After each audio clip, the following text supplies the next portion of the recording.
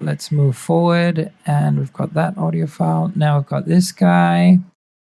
There's a bar 76. Actually, I'm going to change the name from here. It's a bit hard to read in that project audio. Let's check this. Is it stopping at the right place? Okay, yes, this is what I want. I think I'm just going to add a little fade here. This part. Okay, so got a fade there, and cut this. Drag this back all the way there. Zero the gain.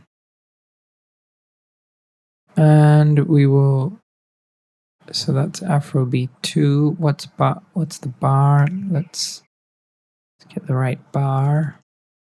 76. Okay.